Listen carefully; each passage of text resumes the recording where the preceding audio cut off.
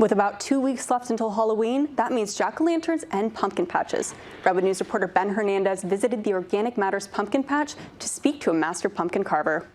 Among the hay bales, corn maze, and farm animals at the Organic Matters pumpkin patch, one attraction seemed to catch the eyes of both kids and adults. It was the detailed and lifelike pumpkin carvings of Craghead, a self-proclaimed quasi-professional pumpkin carver. Carving pumpkins is a really specific, absurd thing to do.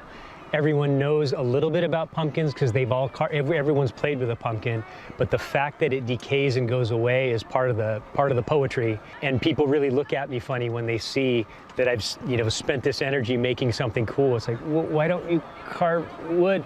And the reason is pumpkins are really fun to carve.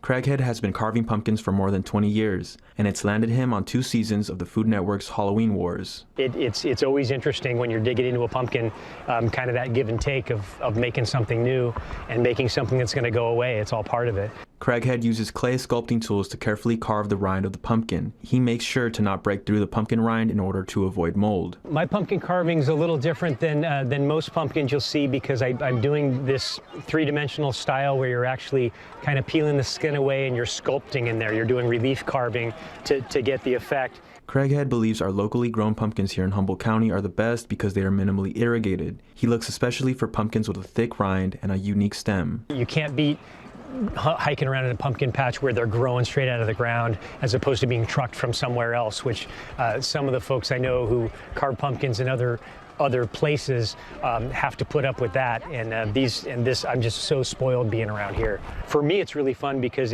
you're always just competing with yourself, and just to be a part of this weird, very small community of weirdos that do this, because it's a lot of energy and a weird skill to develop.